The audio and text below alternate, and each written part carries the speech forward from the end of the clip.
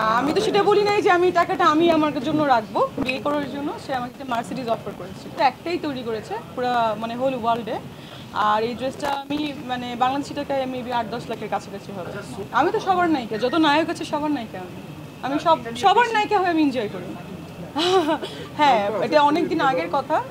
একজন এসেছিলেন আমার সাথে সিনেমা করতে, সো আমাকে বিয়ে করার জন্য সে আমাকে একটা মার্সিডিজ অফার করেছিল। মানুষের তো সন্তুষ্টির শেষ নেই, আমার যত হবে আমি ততই খুশি। এখন যে আছে তাতেও আমি হ্যাপি। আমার এরকম ড্রেস অনেক আছে, বাট এই ড্রেসটা স্পেশালি আমি অ্যাওয়ার্ডের জন্য এনেছি। আরও দুটো আমার অ্যাওয়ার্ড আছে। সিঙ্গাপুরে যাচ্ছি আমি, 17 তারিখে একটা শো আছে। সো এরকম অনেকগুলো ড্রেসই আছে। আর একটা ব্যাপার যে আমার বাসা আসলে এত ড্রেস, 40-50 হাজারের উপরে ড্রেস। সো আমি একটা ভেবেছি অতি শীঘ্রই 1-2 মাসের ভিতরে একটা শপ ওপেন করবো। আমার ড্রেসগুলো আমি একবার করে যেহেতু পরি, এগুলো আমি নিলামে তুলবো। না, আমি তো সেটা বলি নাই যে আমি টাকাটা আমি আমার জন্য রাখবো। আমি বলেছি যে আমি এটা নিলামে তুলবো, যে যত টাকাতে কিনবে ওইটাও একটা হবে। আর এই টাকাগুলো আমি অবশ্যই মানুষকে পোর পিপলসদের দান করবো। আর টাকার অভাব সবারই আছে, লাইক ট্রাম্পেরও যেমন টাকার অভাব আছে, বিল ক্লিন্টনের টাকার অভাব আছে, আমার তো অফকোর্স আছে। আমি তো ওদের লেভেলেরই এখন ওই পর্যন্তই যাই নাই।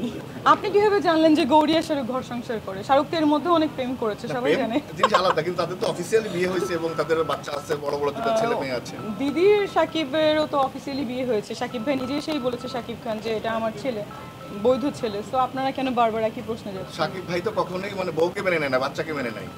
এটা শাকিবের ভালো লাগে না, তাই সে সবসময় হিরো থাকতে চায়। হিরো সবসময় হলে সে সালমান খানকে ফলো করে, I think so, that's why.